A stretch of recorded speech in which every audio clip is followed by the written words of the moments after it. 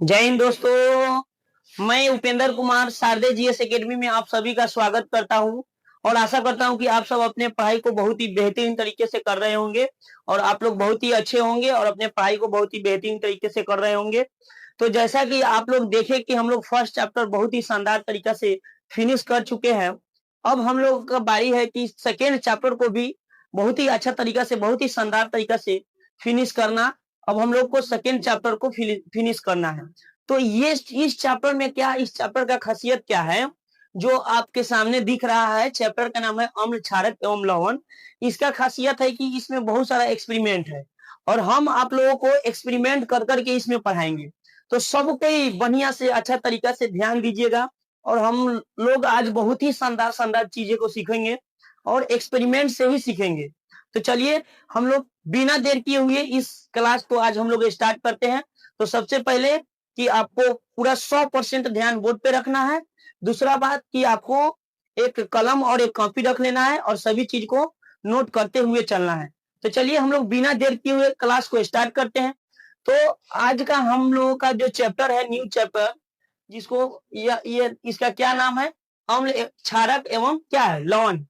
तो इस अम्ल क्षारक लवण को हम लोग आज से स्टार्ट कर रहे हैं और बहुत ही बढ़िया तरीका से इसको पढ़ेंगे। तो चलिए सबसे पहले हम लोग स्टार्ट करते हैं इस चैप्टर को। आइए ध्यान दीजिए। सबसे पहले चैप्टर के नाम क्या है? चैप्टर के नाम है अम्ल क्षारक, अम्ल क्षारक एवं लवण। क्या नाम है चैप्टर के? अम्ल क्षारक एवं लवण। ध्यान से देखिएगा सब कोई। इसको बोलते हैं अम्ल क्षारक एवं लवण को बोलते हैं, इसको बोलते हैं एसिड।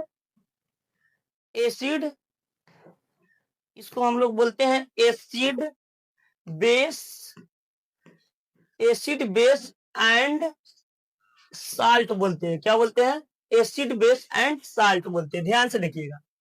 सबसे पहले हम लोग समझेंगे कि अम्ल क्या होता है, उसके बाद में हम लोग समझेंगे कि क्षारक क्या होता है, उसके बाद में हम लोग समझेंगे कि लवण क्या होता है। तो सबसे पहले हम लोग चलते हैं कि अम्ल होता क्या है। ध्यान से देखिएगा सब कोई। सबसे पहले यहाँ पे देखना है, यहाँ पे एक बात हमको नोट करना है, अम्ल का अंग्रेजी यानी इंग्लिश क्या होता है? एसिड। तो सबसे पहले ये एसिड की उत्पत्ति कहाँ से हुई है? तो हम लोग देखेंगे कि एक लैटिन वर्ड है जिसका नाम है एसिडस, और एसिडस से ही क्या निकला है? एसिड निकला है। यानी इसका उत्पत्ति, इसकी उत्पत्ति इसकी उत्पत्ति कहाँ से हुई है बताइए? इसकी उत्पत्ति लैटिन वर्ड, लैटिन शब्द एसिडस से हुई है। कहां से हुई है? ध्यान दीजिए। इसकी जो अम्ल शब्द है, अम्ल का इंग्लिश क्या होता है? एसिड। तो एसिड कहां से मिला है हमको? तो इसकी उत्पत्ति लैटिन शब्द है क्या? एसिडस। लैटिन शब्द कौन सा है? एसिडस है। तो एसिडस से ही क्या निकला है? अम्ल निकला है।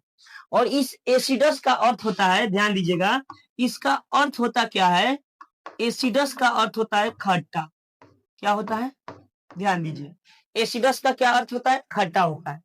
तो कहने का मतलब, अगर हम इसके अम्ल का गुण क्या हो गया? क्या हो गया? ये खट्टा होगा। तो अगर इसके गुण के आधार पर हम लोग परिभाषा बोलेंगे, जैसे अम्ल किसे कहेंगे, ध्यान से देखिएगा। अम्ल किसे कहेंगे जिसको हम लोग बोलते हैं एसिड? अम्ल किसे कहेंगे? तो बताइए, इसके यदि इसके गुण के आधार पर हम लोग परिभाषा इसका देना चाहेंगे तो किस तरह से देंगे?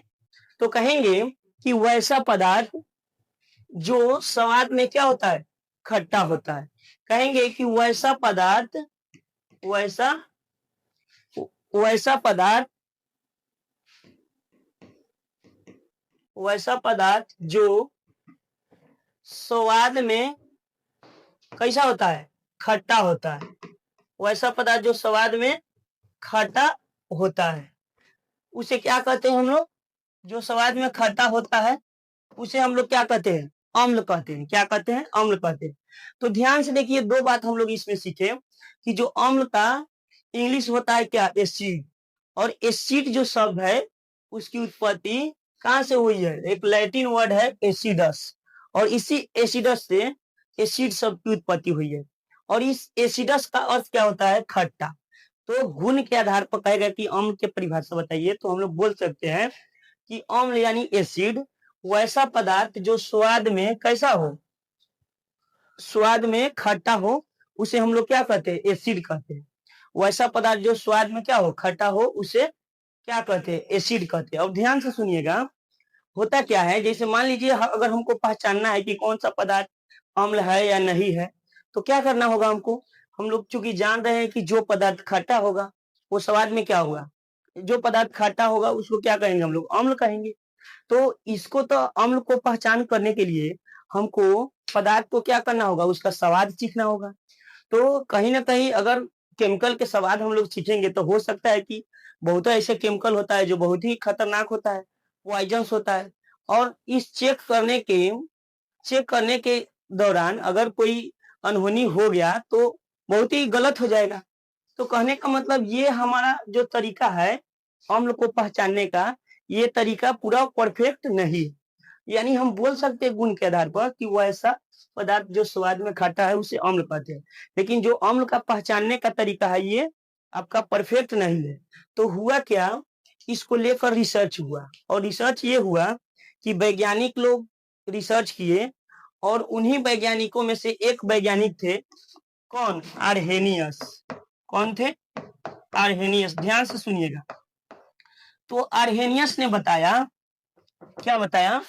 आर्हेनियस एक वैज्ञानिक थे, उन्होंने बताया कि वैसा पदार्थ, कहा कि वैसा पदार्थ कि जो पदार्थ, ध्यान से सुनिएगा, जो पदार्थ जल में घुलकर, जो पदार्थ कथी में घुलकर? जल में घुलकर H प्लस आयन देता है, यानी H plus ion. H plus ion को क्या बोलेंगे बताइए? इसी को बोलेंगे, बोलते हैं हम लोग क्या? हाइड्रोजन आयन बोलते हैं। क्या बोलते हैं? हाइड्रोजन आयन बोलते हैं। ध्यान से देखिएगा इस बात को। यानी आर्हेनियस ने बताया, उन्होंने बताया कि अगर कोई पदार्थ है वो जल में घुलकर क्या दे रहा है? H प्लस आयन दे रहा है, यानी हाइड्रोजन आयन दे रहा है, तो उसे हम लोग क्या कहेंगे? तो उसे हम लोग अम्ल कहेंगे। तो अगर इसी गुण के आधार पर परिभाषा कहें तो हम लोग कहेंगे कि वैसा पदार्थ जो स्वाद में खट्टा होता है उसे अम्ल कहते हैं। लेकिन उससे ज्यादा परफेक्ट परिभाषा आपका आर्हेनियस के द्वारा जो दिया गया है वो माना जाता है। तो ये क्या कहता है कि वैसा पदार्थ, आर्हेनियस के द्वारा परिभाषा क्या हो जाएगा अम्ल के, कि वैसा पदार्थ जो जल में घुलकर, सुनिए ध्यान से, वैसा पदार्थ जो जल में घुलकर हाइड्रोजन आयन प्रदान करता है। क्या करता है? सुनिए एक दो, वैसा पदार्थ जो जल में घुलकर हाइड्रोजन आयन प्रदान करता है उसे हम लोग क्या कहते हैं? अम्ल कहते हैं। क्या कहते हैं?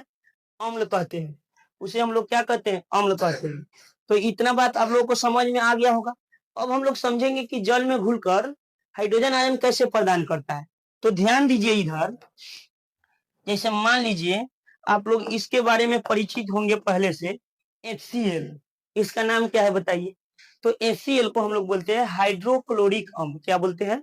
ये अब आपका क्या है? अम्ल है, हाइड्रोक्लोरिक अम्ल है। और ये HCl कहाँ पाया जाता है? अमाशय में, यानी पेट में ये HCl पाया जाता है।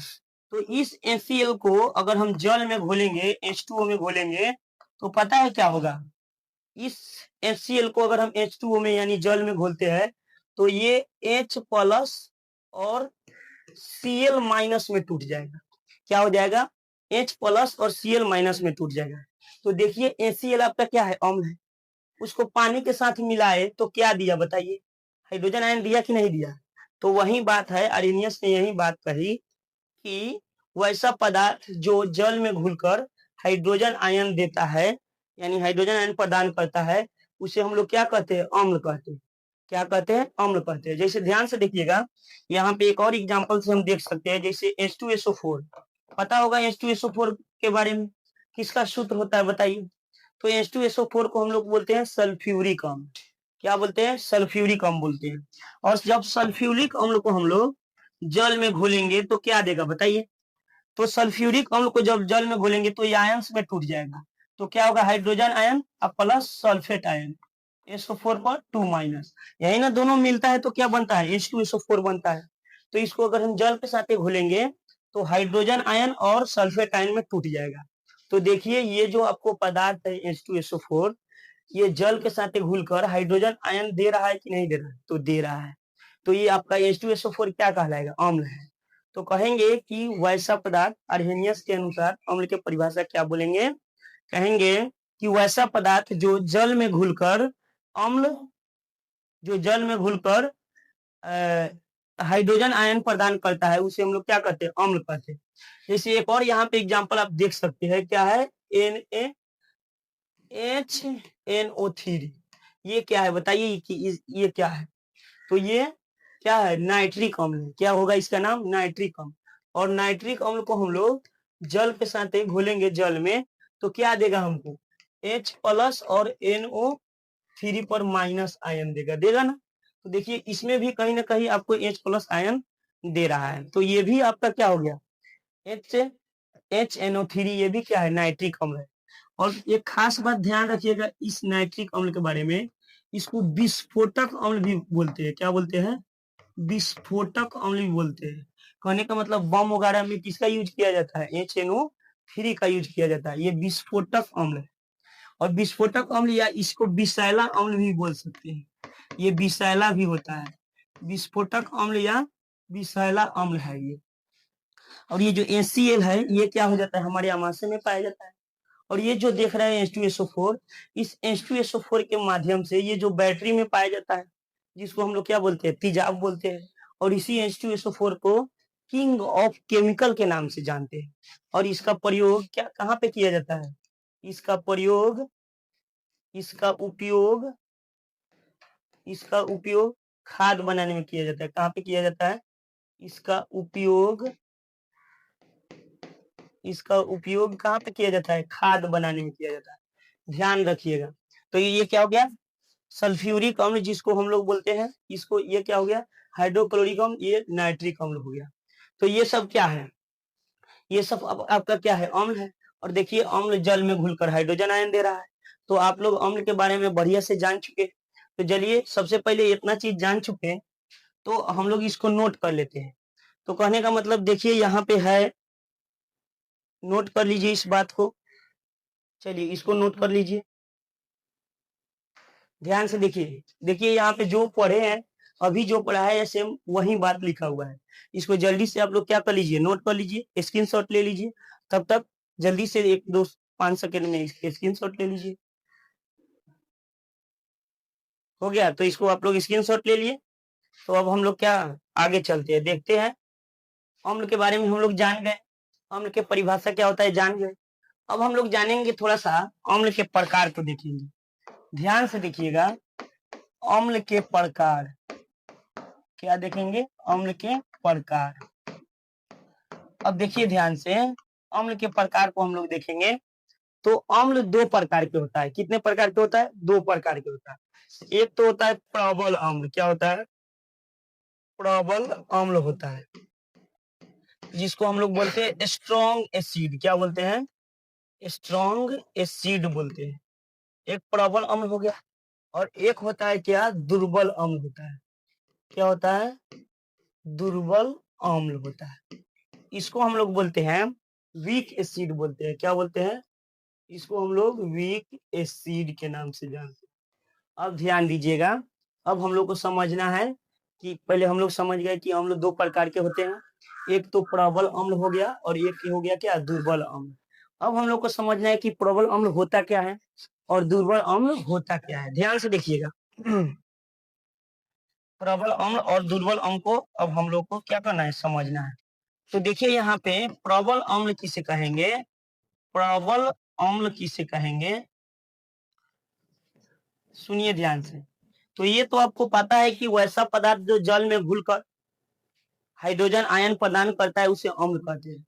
लेकिन होता क्या है, ध्यान से देखिएगा, कि जो प्रबल अम्ल होता है तो कहेंगे इसको कि वैसा पदार्थ जो जल में घुलकर, क्या कहेंगे, वैसा पदार्थ, वैसा अम्ल, चाहे कहेंगे कि क्या, अम्ल के ही भाग है, तो कहेंगे वैसा अम्ल जो जल में जल में पूर्ण रूप से, यानी ये जो प्रबल अम्ल है ना, ये जल में क्या होता है, पूर्ण रूप से घुल जाता है और पूर्ण रूप से घुलकर हाइड्रोजन आयन प्रदान करता है। तो क्या कहेंगे कि वैसा अम्ल जो जल में पूर्ण रूप से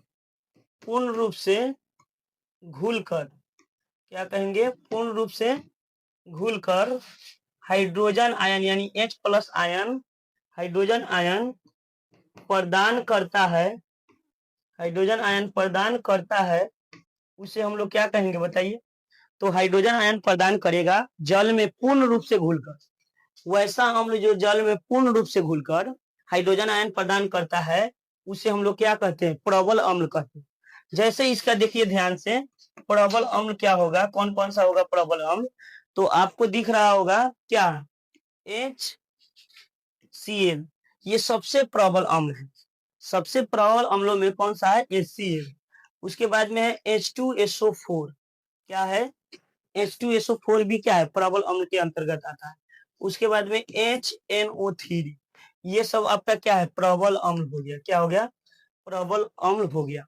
तो ये सब जल में पूर्ण रूप से घुलकर, ये सब जल में पूर्ण रूप से घुलकर क्या देता है, हाइड्रोजन आयन देता है, इसलिए इसको हम लोग क्या कहते हैं, प्रबल अम्ल कहते हैं।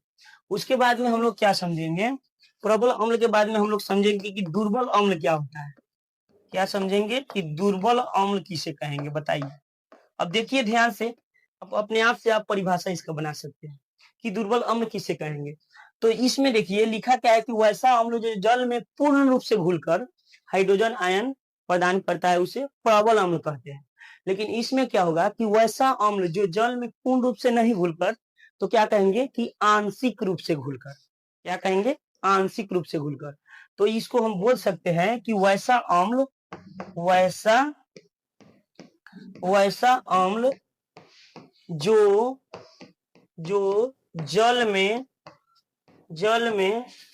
आंशिक, जो जल में आंशिक रूप से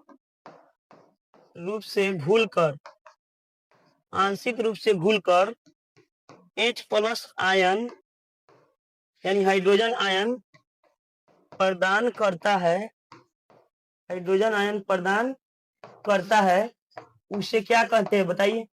तो उसे हम लोग क्या कहेंगे, दुर्बल अम्ल कहेंगे। क्या कहेंगे, उसे दुर्बल अम्ल कहेंगे। तो दुर्बल अम्ल होता कौन कौन सा है, देखिए ध्यान से, इसका एग्जाम्पल देख लीजिए। क्या होगा, दुर्बल अम्ल कौन कौन सा होगा। तो दुर्बल अम्ल हो गया आपका H2CO3, इसका नाम सुने होइएगा, इसको बोलते हैं हम लोग कार्बोनिक अम्ल। क्या बोलते हैं, इसका नाम सुने होइएगा, इसको बोलते हैं हम लोग कार्बोनिक अम्ल बोलते हैं। कौन सा अम्ल बोलते हैं, कार्बोनिक अम्ल बोलते हैं। और एक और होता है जैसे CH3COOH, ये भी क्या होता है, ये भी होता है आपका दुर्बल अम्ल होता है। और बहुत सारा अम्ल हो जाएगा। अब सुनिए ध्यान से कि प्रबल जो अम्ल होता है, ये क्या होता है, कृत्रिम होता है। ये जो प्रबल अम्ल होता है, ये क्या होता है, कृत्रिम होता है। कृत्रिम मतलब आप समझ रहे होंगे कि जो प्रबल अम्ल होगा वो कृत्रिम यानी अपना से बनाया हुआ। और ये दुर्बल अम्ल होता है, ये क्या होता है, ये होता है प्राकृतिक अम्ल। क्या होता है, प्राकृतिक अम्ल, जो गॉड द्वारा गिफ्टेड है, इसको बोलेंगे प्राकृतिक अम्ल होता है। और प्राकृतिक अम्ल क्या होता है, दुर्बल होता है। जैसे आपको एग्जाम्पल के लिए हम बता रहे हैं, जैसे ये आपका H2SO4 ले लीजिए जो तेजाब होता है, और नींबू देख लीजिएगा, नींबू, नींबू में नींबू में आपका साइट्रिक अम्ल होता है, नींबू में अम्ल पाया जाता है। तो नींबू में जो अम्ल पाया जाता है, देखते होइएगा कि नींबू का स्वाद कैसा होता है, खट्टा होता है। तो नींबू में जो अम्ल पाया जाता है वो प्राकृतिक रूप से पाया जाता है, और जो प्राकृतिक रूप से पाया जाता है वो दुर्बल होता है। तो उसकी अपेक्षा प्रबल कौन होगा, H2SO4। कहने का मतलब नींबू के रस जिसमें अम्ल पाया जाता है उसको आप आसानी से खा सकते हैं, लेकिन यदि H2SO4 को जाइएगा खाने, तो ये आपको क्या करेगा, हानि पहुंचाएगा, यानी आपकी त्वचा को जला देगा। तो यानी कहने का मतलब जो प्राकृतिक होता है वो क्या होता है, दुर्लभ होता है। कहने का दुर्लभ करे, सॉरी, दुर्बल होता है। यानी दुर्बल अम्ल, वीक अम्ल कौन होता है, प्राकृतिक रूप से जो पाया जाता है वो वीक अम्ल होता है। जो अपना से बनाया जाता है उसको क्या होता है, वो प्रबल अम्ल होता है। कौन सा अम्ल होता है, प्रबल अम्ल होता है। तो आप लोग इतना बात समझ गए होंगे कि कौन प्रबल अम्ल है और कौन दुर्बल अम्ल है, किसे प्रबल अम्ल कहेंगे और किसे दुर्बल अम्ल कहेंगे। तो चलिए इतना सारा बात आप सब लोग पहले नोट कीजिए, उसके बाद में हम लोग देखते हैं कहाँ से हम लोग देखे थे। हाँ, यहाँ पे आप लोग जल्दी से इसको नोट कीजिए, उसके बाद में जल्दी इसको पहले स्क्रीनशॉट लीजिए, इसको स्क्रीनशॉट लीजिए। चलिए इसको ले लिए स्क्रीनशॉट, और इसके बाद वाले ये भी आप लोग स्क्रीनशॉट ले लीजिए। ये भी, ये क्या है, दुर्बल अंग, इसको भी जल्दी से स्क्रीनशॉट ले लीजिए, लिख लीजिएगा इसको भी। यहाँ पे देखिए, जल्दी से इसको स्क्रीनशॉट लीजिए।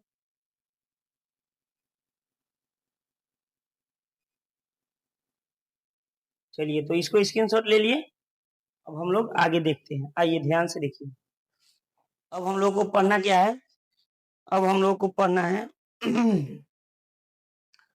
अब हम लोग पढ़ेंगे क्षारक के बारे में। क्या पढ़ेंगे, ध्यान से देखिए यहाँ पे। अब हम लोग पढ़ेंगे, अम्ल के बारे में बढ़िया से समझ गए।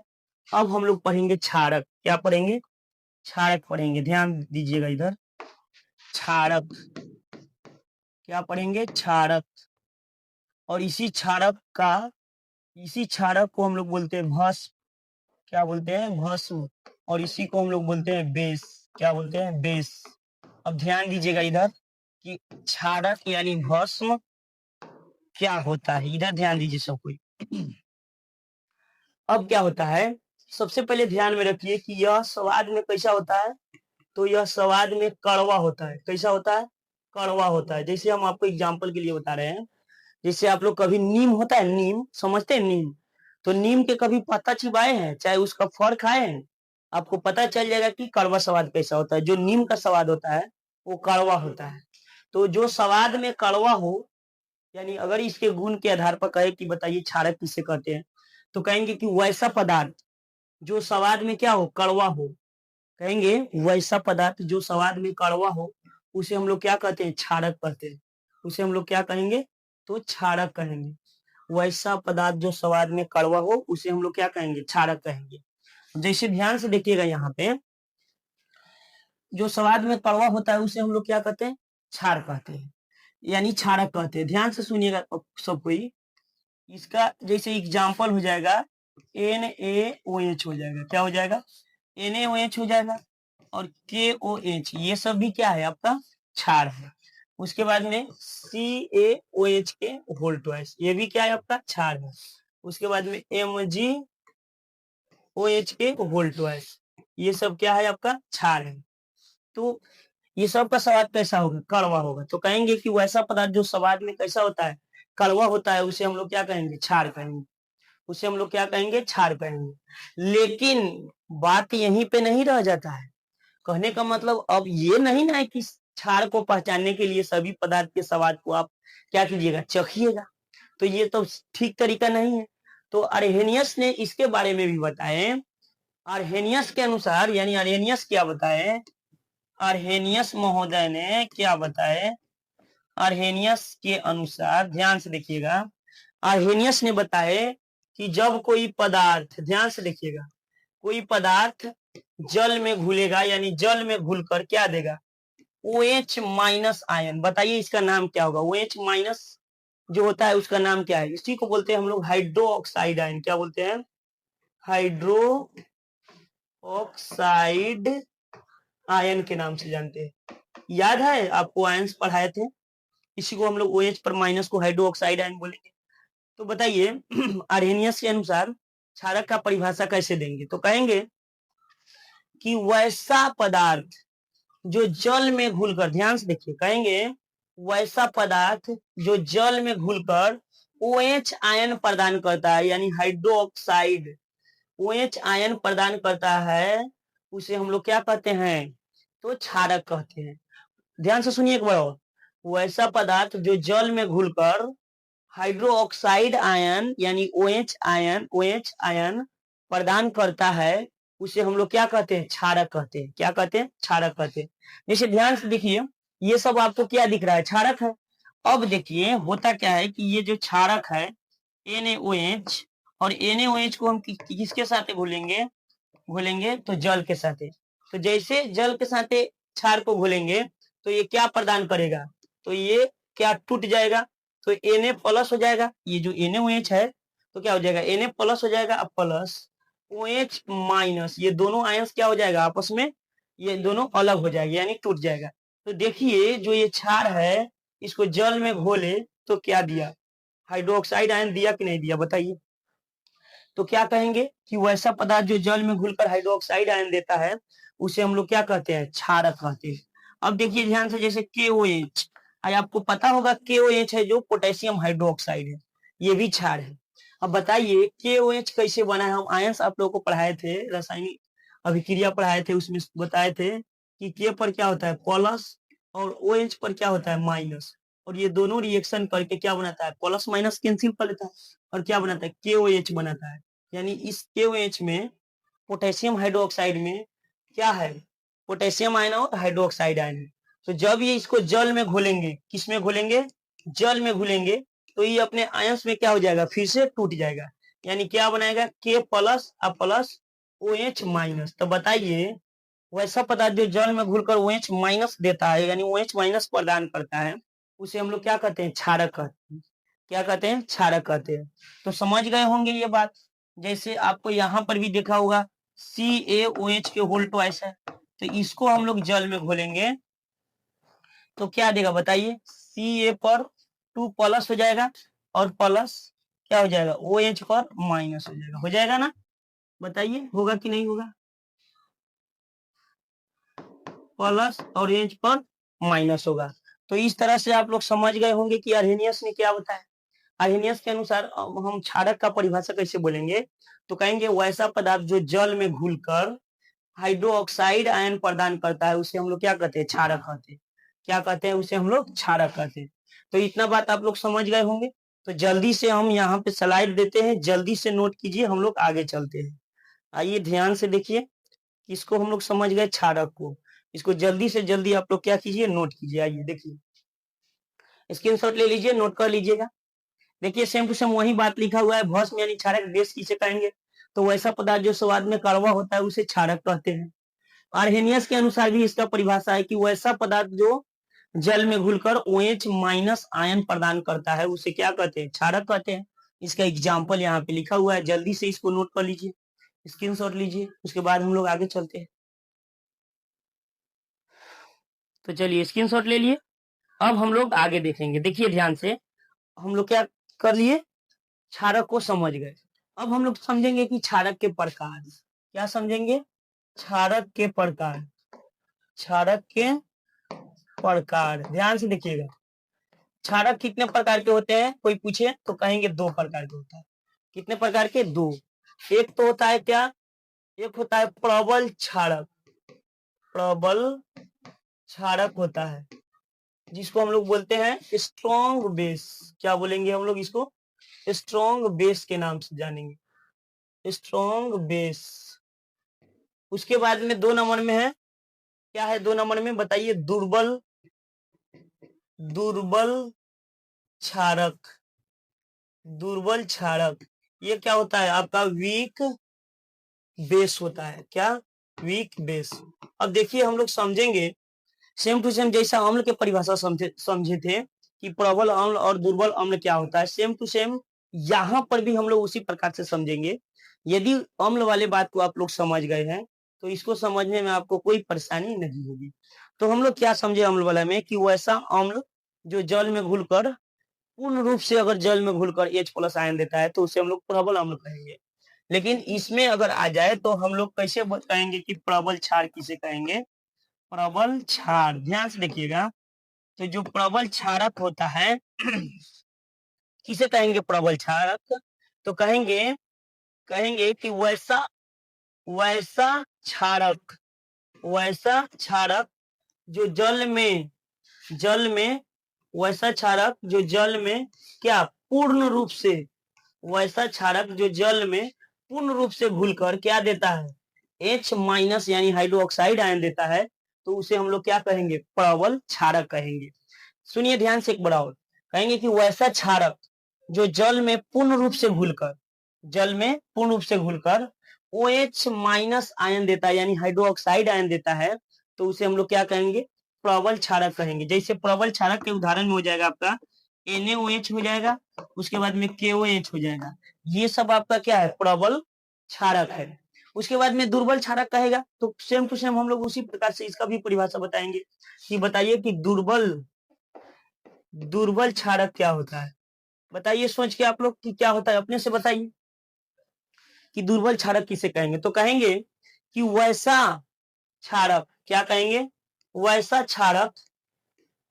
क्षारक जो जल में, वैसा क्षारक जो जल में आंशिक रूप से घुलकर, सुनिएगा ध्यान से, जो जल में आंशिक रूप से घुलकर क्या देता है, आंशिक रूप से घुलकर OH माइनस आयन देता है, उसे हम लोग क्या कहेंगे, दुर्बल अम्ल कहेंगे। तो समझ गए इस बात कि वैसा क्षारक जो जल में आंशिक रूप से घुलकर OH यानी हाइड्रोक्साइड आयन प्रदान करता है, उसे हम लोग क्या कहेंगे, दुर्बल क्षारक कहेंगे। जैसे इसका एग्जाम्पल में क्या हो जाएगा, इसका एग्जाम्पल में हो जाएगा MgOH के होल ट्वाइस, क्या हो जाएगा, MgOH के होल ट्वाइस हो जाएगा। उसके बाद में क्या हो जाएगा, CaOH के होल ट्वाइस। ये सब क्या है, दुर्बल क्षारक, क्या है, ये सब दुर्बल क्षारक है। तो इतना सारा बात आप लोग समझ गए कि दुर्बल क्षारक, प्रबल क्षारक किसे कहेंगे, क्षारक किसे कहेंगे, ये सभी बात हम लोग क्या किए, समझ गए। और एक बात और समझिए, जैसे एक होता है, एक पदार्थ होता है एंटासिड पदार्थ, क्या होता है, एंटासिड पदार्थ। अब एंटासिड पदार्थ के मतलब क्या होता है, एंटासिड, एंटा यानी इसमें लिखा हुआ है एंट प्लस एसिड। एंट मतलब होता है विपरीत यानी उल्टा, तो एंट विपरीत, एसिड के विपरीत, यानी कहने का मतलब ऐसा पदार्थ, सुनिएगा ध्यान से, ऐसा पदार्थ जो कैसा हो, एसिड के विपरीत हो।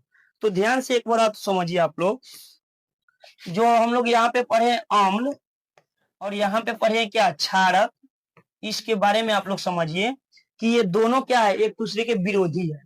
ये दोनों क्या है, एक दूसरे के विरोधी है।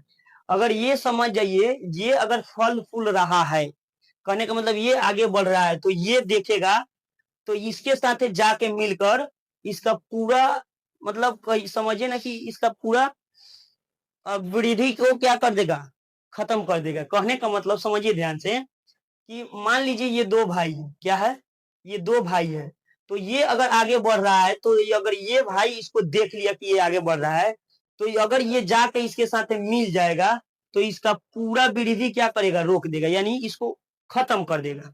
और ये भी सेम टू सेम इसका भी गुण वैसा ही होता है। अगर मान लीजिए ये अगर आगे बढ़ रहा है, ये भाई अगर आगे बढ़ रहा है, तो ये भाई देख लिया, तो ये भी इसके साथ मिल जाएगा, तो ये भी इसका पूरा गुण पूरा खत्म कर देगा। तो कहने का मतलब है कि ये दोनों एक दूसरे के क्या है, विपरीत है, विरोधी है। ये इसके साथ मिलके इसका गुण खत्म कर देता है, और अम्ल के साथ मिलकर क्षारक अम्ल के गुण खत्म कर देता है। तो कहने का मतलब दोनों एक दूसरे के क्या है, विरोधी है, यानी उल्टा है। अब समझिए ध्यान से, दोनों एक दूसरे को मिलता है। जैसे मान लीजिए कोई विलयन है, वो क्या है, अम्लीय है। ध्यान से समझिए, कोई विलयन है जो अम्लीय है, और अम्लीय विलयन में आप ले जाके क्षार मिला दीजिएगा, क्षारक, तो ये जो अम्लीय का गुण होता है यानी खाटा होगा। अम्लीय कैसा होगा, अगर कोई विलयन है तो अम्लीय है, तो मान लीजिए वो खट्टा होगा। अगर जाके क्षारक को उस विलयन में मिला दीजिएगा, तो उसका स्वाद क्या हो जाएगा, उदासीन हो जाएगा, यानी उसका स्वाद खत्म कर देगा। तो इस तरह से ही दोनों काम करता है। दोनों एक दूसरे के क्या होते हैं, विपरीत होते हैं। क्या होते हैं, दोनों एक दूसरे के विपरीत होते हैं। तो वही यहाँ पे लिखा हुआ है एंटासिड, एंटासिड पदार्थ यानी इसके विपरीत। तो इसके विपरीत होता है इनो, क्या होता है, इनो। जैसे मान लीजिए होता क्या है, कभी कभी कि गैस आपको बन गया, बहुत ज्यादा खाने से गैस बन गया, आपको अम्लीय ढेकार आ रहा है, खट्टा खट्टापन ढेकार आ रहा है, तो उस स्थिति में कोई आपको क्या सजेशन देता होगा कि जाइए इनो पी लीजिए। तो देखिए आपके शरीर में क्या बना है, अम्ल बना है। और जब आपको कहता है इनो पी लीजिए, तो इनो क्या होता है, क्षारीय होता है। कैसा होता है इनो, क्षारीय प्रवृत्ति का होता है। और जब आपके अंदर अम्ल बना है, और जब इस इनो को आप अपने अंदर लेते हैं, तो जो अम्ल आपको तंग कर रहा है, उस अम्ल के गुण को क्या कर देता है, इनो जाके नष्ट कर देता है। और उस स्थिति में आपको आपका शरीर हल्का लगने लगता है, यानी आपको खट्टापन ढेकार नहीं आता है। तो ये इनो है, ये एंटासिड पदार्थ है, यानी एसिड के गुण को खत्म करता है। और एक और होता है, ध्यान रखिएगा, MgOH के होल ट्वाइस, MgOH के होल ट्वाइस। इसका ये भी क्या है, एंटासिड पदार्थ है। और इसको बोलते हैं मिल्क ऑफ मैग्नीशिया। ध्यान रखिएगा, पूछा जाता है कि मिल्क ऑफ मैग्नीशिया के सूत्र बताइए। मिल्क ऑफ मैग्नीशिया, इसको क्या बोलते हैं, मिल्क ऑफ मैग्नीशिया बोलते हैं। क्या बोलते हैं, मिल्क ऑफ मैग्नीशिया बोलते हैं। एक और होता है खाने वाला सोडा। क्या होता है, खाने वाला सोडा। ये सब कैसा पदार्थ है, तो एंटासिड है, यानी एसिड के उल्टा है। एसिड के उल्टा कौन होगा, क्षारक होगा। ये सब कैसा पदार्थ है, क्षारीय पदार्थ। कैसा पदार्थ है, क्षारीय पदार्थ है, जो अम्ल के गुण को क्या कर देता है, नष्ट कर देता है। तो यहाँ पे ध्यान से देखिए, ये सब चीज हम लोग समझ गए। तो इसको आप लोग जल्दी से जल्दी स्क्रीनशॉट ले लीजिए। क्या क्या हम लोग समझ चुके हैं, क्षारक, क्षारक के प्रकार, उसके बाद इसके यहाँ पे क्षारक के प्रकार। हाँ, इसको जल्दी से आप लोग नोट कर लीजिए, जल्दी से स्क्रीनशॉट लेके जल्दी से नोट कर लीजिए। तो इसका स्क्रीनशॉट ले लिए। तो चलिए हम लोग आगे देखते हैं।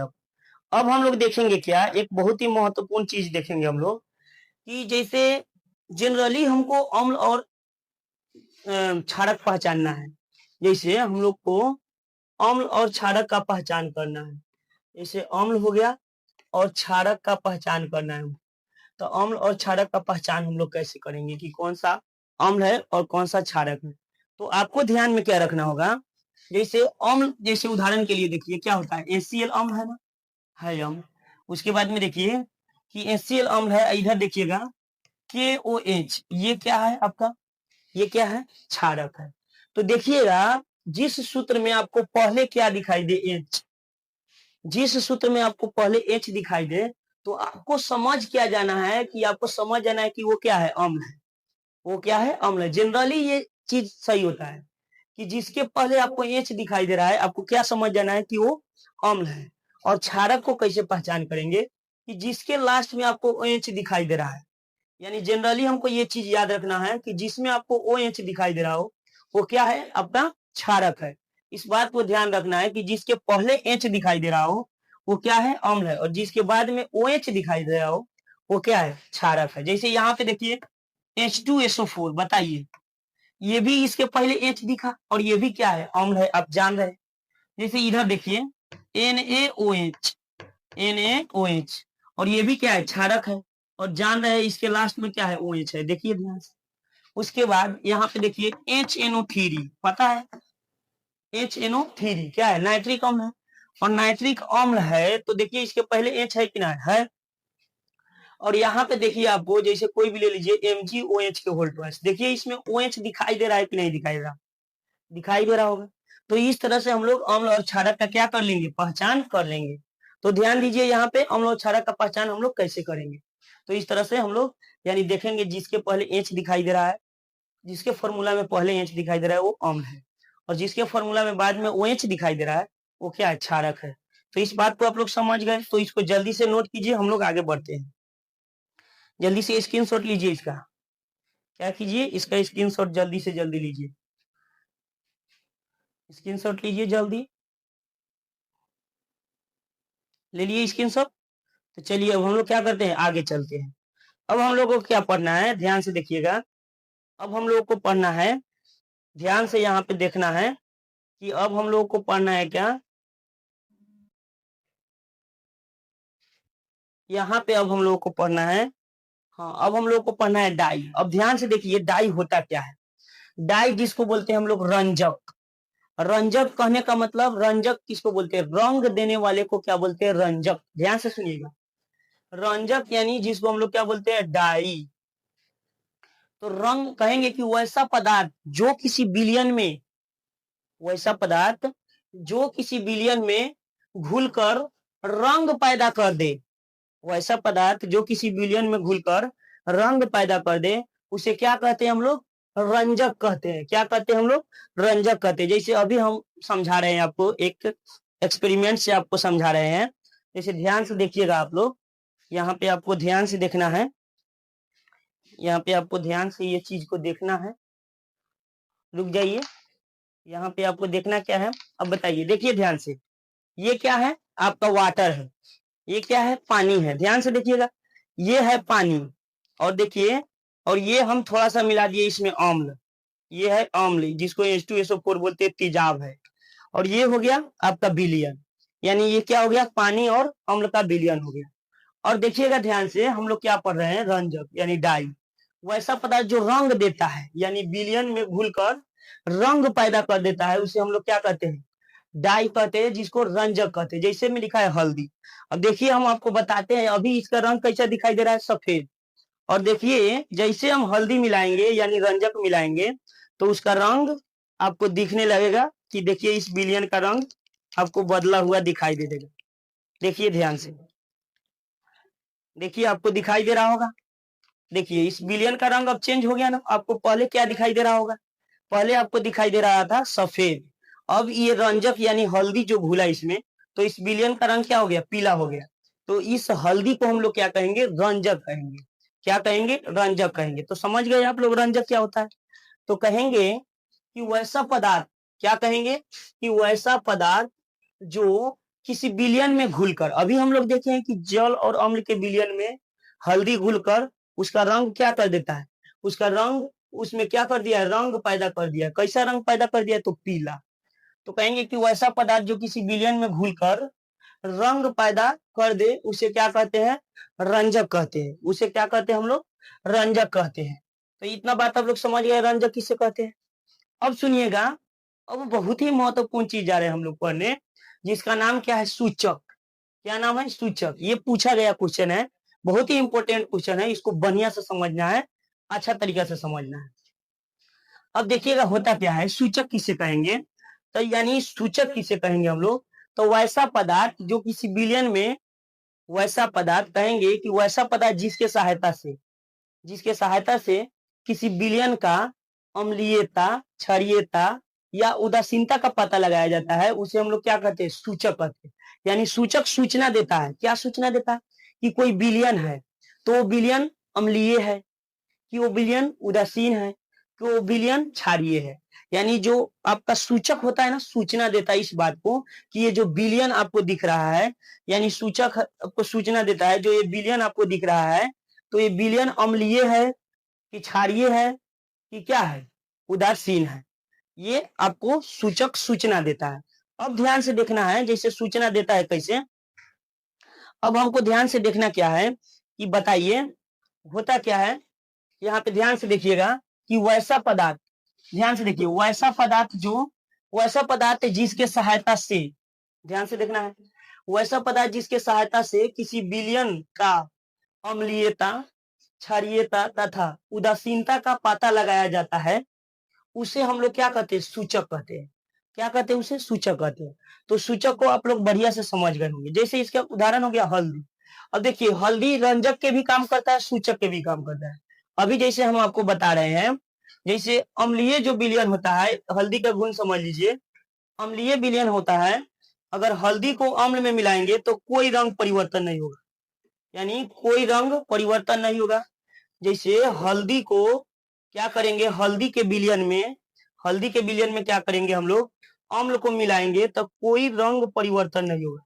लेकिन वही हल्दी को हम लोग क्षारीय विलयन में मिलाएंगे, वही हल्दी को हम लोग क्या करेंगे, क्षारीय विलयन में मिलाएंगे, तो ये क्या हो जाएगा, लाल भूरा हो जाएगा। क्या हो जाएगा, लाल भूरा हो जाएगा। तो कहने का मतलब ध्यान से समझिए, अगर कोई विलयन है उसमें हल्दी मिलाए हम, पहली बात तो देख लिए कि हल्दी रंग देने का भी काम करता है। दूसरा बात कि कोई मान लीजिए अम्लीय विलयन है, उसमें हल्दी मिलाए, तो उसमें हल्दी मिलाएंगे तो सीधा बात है कि जैसे सुनिए कोई जल है उसमें हल्दी घोल लिए है, अगर उसमें हम लोग अम्ल मिलाते हैं, जैसे देखिए ध्यान से, ये क्या है, ये क्या है आपका विलयन है। कैसा विलयन है, तो हल्दी है और उसके बाद में जल है, और ये क्या है आपका अम्ल है। तो अगर इस विलयन में हम लोग क्या करते हैं, अम्ल मिलाते हैं, ध्यान से देखिएगा, इस विलयन में हम लोग क्या किए, अम्ल मिलाए। तो अम्ल मिलाए तो देखिए अगर अम्ल मिला दिए तो देखिए इसका रंग बदला, नहीं बदला। यानी हल्दी जो होता है अम्ल में मिलकर कोई रंग परिवर्तन नहीं होता है हल्दी में। यानी जब अम्ल को हल्दी वाले विलयन में मिलाते हैं तो उसका कोई रंग परिवर्तन नहीं होता है। अब ध्यान से देखना, आपको ये बात है, आपको ध्यान से देखना है कि यहाँ पे क्या है कि कोई रंग परिवर्तन नहीं होता है। अगर हल्दी वाले विलयन में अम्ल मिला दिए तो अम्ल कोई परिवर्तन नहीं करता है। लेकिन वहीं क्षारीय विलयन है, क्या है? क्षारीय विलयन है। तो हम समझ जाएंगे अगर कोई विलयन है तो उसमें अगर हम क्या करते हैं, हल्दी मिलाते हैं तो उसका रंग में कोई परिवर्तन नहीं होता है, तो हम समझ जाएंगे कि वो कैसा विलयन है, अम्लीय। अगर कोई क्षारीय विलयन है, अगर उसमें क्या किए, हल्दी मिलाए, तो उसका रंग परिवर्तित होकर कैसा हो गया, बताइए कैसा हो जाएगा, लाल भूरा हो जाएगा। तो हम लोग समझ जाएंगे कि वो क्या है, क्षारीय विलयन है। तो ये आपका हल्दी क्या कर रहा है, सूचक के काम कर रहा है, यानी सूचना दे रहा है कौन अम्लीय और कौन क्षारीय है। जैसे हम लोग देखते हैं यहाँ पे प्रयोगों के द्वारा, आपको देखना है ध्यान से। यहाँ पे अभी यहाँ पे ध्यान से आपको देखना क्या है, जैसे मान लीजिए ये क्या हो गया, वो वाटर हो गया, ये पानी है। अभी ये पानी है, ध्यान से देखिए, जो ये सरफ आपको दिख रहा है ये क्या है, क्षारीय है। तो मान लीजिए अभी ये वाटर है, उदासीन है। अगर इसमें हम सरफ मिला देते हैं, ध्यान से देखिए, सरफ मिला दिए तो ये कैसा विलयन हो गया, क्षार मिला दिए, क्षारक मिला दिए, तो क्षारक मिला दिए, ये तो ये कैसा विलयन हो गया बताइए, तो ये क्षारीय विलयन हो गया। अभी हम लोग अम्ल वाले विलयन में देखे हैं हल्दी मिलाकर, तो उसमें कोई रंग परिवर्तन नहीं हुआ है। लेकिन अभी ये जो आपको क्षारीय विलयन दिख रहा है, इसमें हम लोग क्या करते हैं, इसमें हम लोग क्या करते हैं, हल्दी मिलाकर देखते हैं, यानी हल्दी ये क्या बताना चाह रहा है, इसमें हम लोग मिला के देखते हैं। अभी हम मान लीजिए कि पता नहीं है कैसा विलयन है, तो इसको हम हल्दी मिलाकर देखते हैं। देखिए पता क्या चल रहा है हल्दी मिलाने से, ध्यान से देखिएगा सब कोई।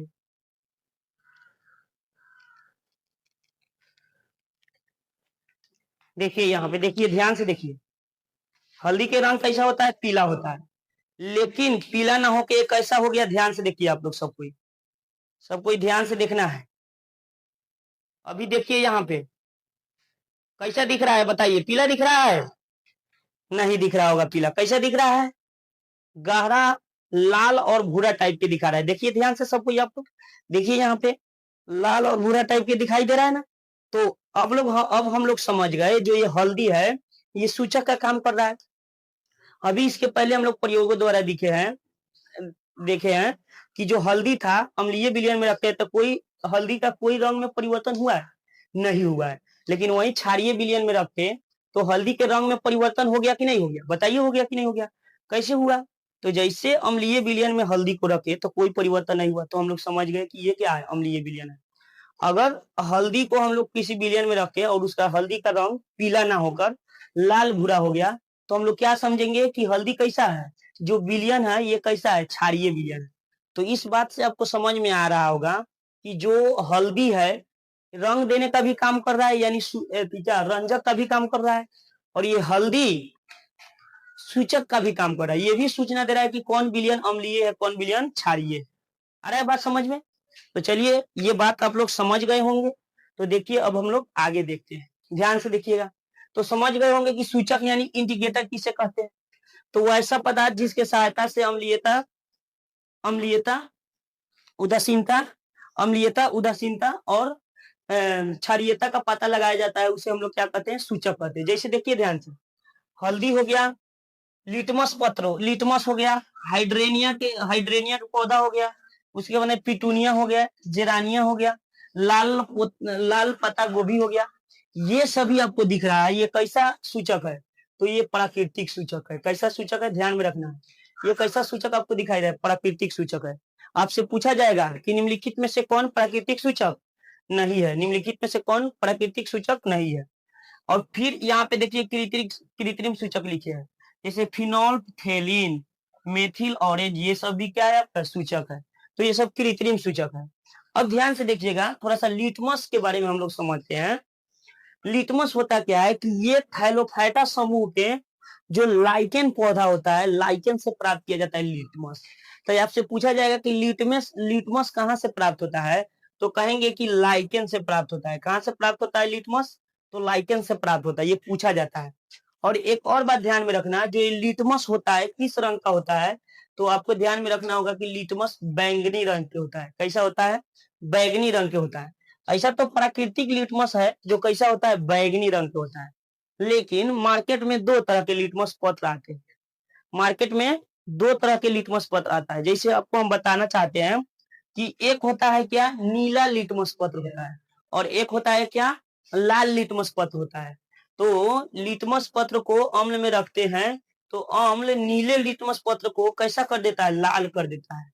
नीले लिटमस पत्र को कैसा में बदल देता है, लाल रंग में बदल देता है। और ये जो क्षारक है जिसको क्षार बोलते हैं, ये जो क्षारक है ये लाल लिटमस पत्र को कैसा कर देता है, नीला कर देता है। कैसा कर देता है, नीला कर देता है। तो इतना बार सभी बात आप लोग क्या कीजिए, नोट कीजिए जल्दी से जल्दी। आप लोग इतना सभी बात आप लोग समझ गए, तो जल्दी से इसको क्या कीजिए, नोट कीजिए। जल्दी से नोट कीजिए, इसको स्क्रीनशॉट ले लीजिए, नोट कर लीजिएगा। तो हो गया, स्क्रीनशॉट ले लिए। अब हम लोग देखेंगे आगे, ध्यान दीजिए यहाँ पे। अब क्या देखेंगे, थोड़ा सा रंजक के बारे में देखेंगे हम लोग, ध्यान से समझिए इसको। बहुत ही अच्छा स्लाइड है, इससे बहुत सारा सवाल पूछा जाता है। तो देखिए यहाँ पे लिखा है क्या, रंजक। क्या लिखा है, रंजक।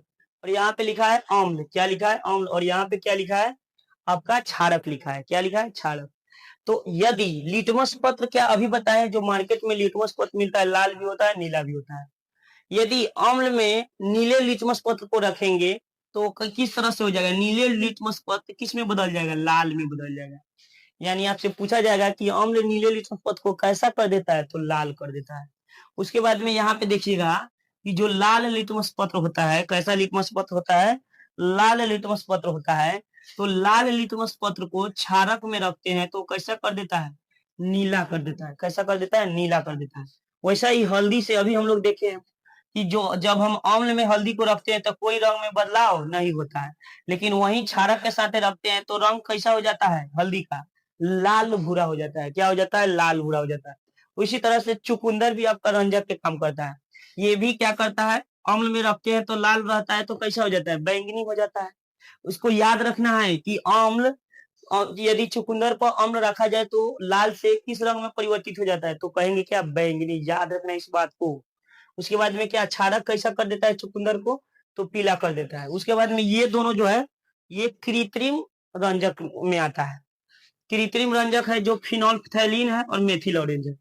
और ये जो रंजक है, ध्यान से देखिएगा, ये जो रंजक है ये क्या करता है, ये रंग में, अगर ये जो फिनोल्फथैलीन है ये रंग में कोई बदलाव नहीं करता है। कौन, अम्ल। फिनोल्फथैलीन के जब मिलाते हैं, फिनोल्फथैलीन पर क्या, फिनोल्फथैलीन पर अम्ल मिलाते हैं तो कोई भी रंग में परिवर्तन नहीं होता है। लेकिन वहीं क्षारक मिलाते हैं तो उसका रंग कैसा हो जाता है, गुलाबी हो जाता है। उसके बाद में मेथिल ऑरेंज है, देखिए ये अम्ल मेथिल ऑरेंज को लाल कर देता है और क्षारक क्या कर देता है, इसको पीला कर देता है। तो जल्दी से इसका स्क्रीनशॉट लीजिए और इसको नोट कीजिए।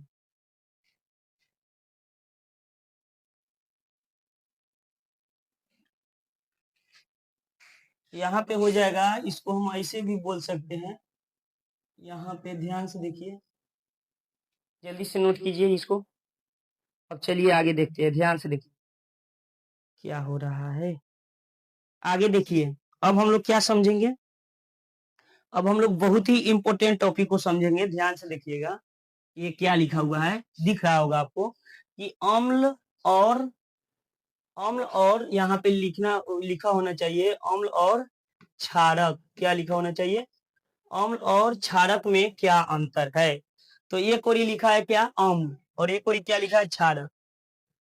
अब इसमें अंतर देखेंगे हम लोग, तो क्या अंतर है, आपको पहले से पता है कि अम्ल स्वाद में खट्टा होता है और जो क्षारक है ये स्वाद में कड़वा होता है। उसके बाद में अम्ल नीले लिटमस पत्र को कैसा कर देता है, लाल। और क्षारक लाल लिटमस पत्र को कैसा कर देता है, नीला। याद रखना है। मेथिल ऑरेंज, यह मेथिल ऑरेंज को लाल कर देता है और यह क्षारक मेथिल ऑरेंज को कैसा कर देता है, पीला कर देता है। आपको ये भी बात याद होगा कि जल में घुलकर, यह मतलब कौन, अम्ल।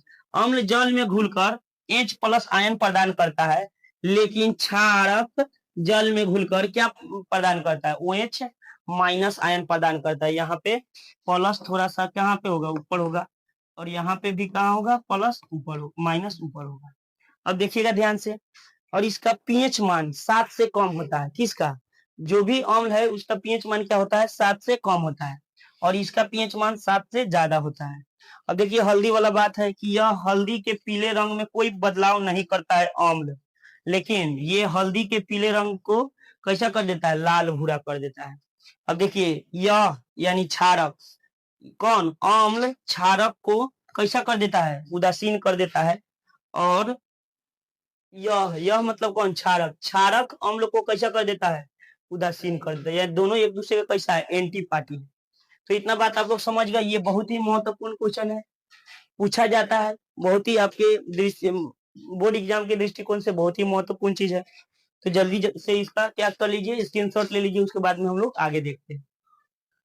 जल्दी से इसका स्क्रीनशॉट लीजिए। अब हम लोग थोड़ा सा और देखेंगे, ज्यादा नहीं है, बस यहाँ पे अब खत्म हो चुका है। यहाँ पे थोड़ा सा देख लीजिए, यहाँ पे लिखा क्या है कि छाड़ किसे कहते हैं। उसी समय से आप सुन रहे होंगे छाड़ छाड़ छाड़, यानी हम बोल रहे थे छाड़, यानी और मुंह से निकल जा रहा था छाड़। तो देखिए अब यहाँ पे आ गया है फाइनली कि छाड़ किसे कहेंगे। तो देखिए ध्यान से क्या लिखा है कि जल में घुलनशील क्षारक को क्षार कहते हैं। यानी जो भी क्षारक है जल में घुल जा रहा है तो उसे हम लोग क्या कहेंगे, क्षारक कहेंगे, क्षार कहेंगे। क्या कहेंगे, क्षार कहेंगे। अब यहाँ पे क्षार और क्षारक में क्या अंतर है बताइए। तो देखिए ध्यान से सुनिए, जो क्षारक होगा, क्षारक में से ही क्या निकलेगा, क्षार निकलेगा। तो कहने का मतलब सभी क्षार होगा वो क्षारक होगा, लेकिन सभी क्षारक क्षार नहीं होगा। कहने का मतलब समझिए कि जो क्षारक जल में घुल जाएगा, जो क्षारक जल में घुल जाएगा उसी को क्या कहेंगे हम लोग, क्षार कहेंगे। तो बताइए, जो क्षारक जल में घुल जाएगा उसी को ना हम लोग क्षार कहेंगे। तो यहाँ पे आपको दिख रहा होगा कि यहाँ पे सभी के सभी क्षार कथी से निकलेगा, यानी क्षारक से निकलेगा। तो कहेंगे कि सभी क्षार क्षारक होते हैं, लेकिन सभी क्षारक क्षार नहीं होते हैं। ये बात ध्यान में रखना है। और उसके बाद में देखिए यहाँ पे लिखा है सभी क्षारक जल में घुलनशील नहीं होता है। यानी जो क्षारक जल में घुलनशील होगा वो क्या कहलाएगा, क्षार कहलाएगा, लेकिन जो नहीं घुलनशील होगा वो क्षारक कहलाएगा। अब ध्यान से देखिए क्या लिखा है कि सभी क्षारक जल में घुलनशील नहीं होता है। इसमें लिखा है कि सभी क्षार जल में घुलनशील होता है, यानी जल में घुलनशील होता है तभी उसको क्या बोलते हैं, क्षार बोलते हैं। सभी क्षारक क्षार नहीं होते हैं, सभी क्षारक क्षार नहीं होते, लेकिन सभी क्षार क्या होते हैं, क्षारक होते हैं। तो इतना बात आप लोग क्या कीजिए, स्क्रीनशॉट लीजिए, इसको नोट कर लीजिएगा, जल्दी कीजिए। हो गया। तो चलिए हम लोग लास्ट स्लाइड पे चलते हैं अब लोग, उसके बाद हम लोग का क्लास का यहाँ पे अब समापन होगा। ध्यान से इसको समझिए। अब समझना क्या है, बहुत ही इंपॉर्टेंट चीज है, ये पूछा जाता है ऑब्जेक्टिव के दृष्टिकोण से, बहुत ही अच्छा चीज है। पूछा क्या जाता है, देखिए ऊपर हेडिंग दिया है कि कुछ पदार्थों में उपस्थित अम्ल, यानी आपको जानना है कि किस पदार्थ में कौन सा अम्ल उपस्थित रहता है। तो जैसे आपसे पूछा जाएगा कि सिरका में कौन सा अम्ल होता है, तो क्या कहेंगे, एसिटिक अम्ल। उसके बाद में पूछा जाएगा कि नींबू और नारंगी में कौन सा अम्ल होता है, तो कहेंगे साइट्रिक अम्ल।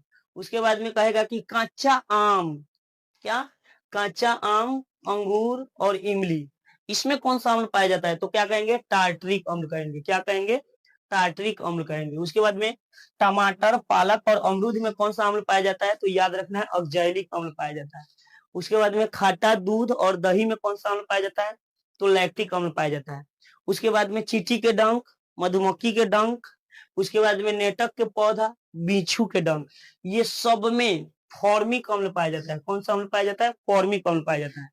और इसी को हम लोग क्या कहते हैं, मिथेनोइक अम्ल कहते हैं। फॉर्मिक अम्ल को हम लोग क्या बोलते हैं, मिथेनोइक अम्ल। तो आपसे फॉर्मिक अम्ल या मिथेनोइक अम्ल से दोनों कोई एक देगा, याद रखना इस बात को। उसके बाद में मक्खन, मक्खन में कौन सा अम्ल पाया जाता है, तो क्या कहेंगे, ब्यूटेरिक अम्ल पाया जाता है। उसके बाद में आपका चाय, चाय में टैनिक, सेब में मौलिक और एस्कॉर्बिक अम्ल, आंवला और प्याज में क्या पाया जाता है, एस्कॉर्बिक अम्ल पाया जाता है। तो इसको जल्दी से क्या कर लीजिए, स्क्रीनशॉट लीजिए, नोट कर लीजिएगा, बहुत ही इंपॉर्टेंट चीज है। जल्दी से स्क्रीनशॉट इसका ले लीजिए, देखिए इसको। अब हम लोग क्लास का द एंड करते हैं, ध्यान से सुनिए। अब बताना है आपको कि क्लास आपको कैसा लगा। यदि क्लास आपको अच्छा लगा, कंटेंट अच्छा लगा, तो इसको शेयर कीजिए ज्यादा से ज्यादा, लाइक कीजिए और सब्सक्राइब कीजिए, और हमको सपोर्ट कीजिए कि हम और अच्छा अच्छा कंटेंट लेकर आए आपके लिए, और आपको कोई भी परेशानी ना हो पढ़ने में। सब चीज को अच्छा से समझाते हैं, यहाँ पे एक्सपेरिमेंट करके भी आपको बताए हैं सभी चीजों को। तो हम आशा करते हैं कि सभी चीज आपको स्पष्ट रूप से समझ में आए होंगे।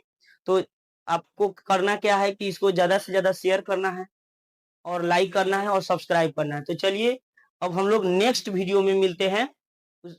ये हम लोग यहीं पे रहने देते हैं। जय हिंद। पूरे वीडियो देखने के लिए धन्यवाद।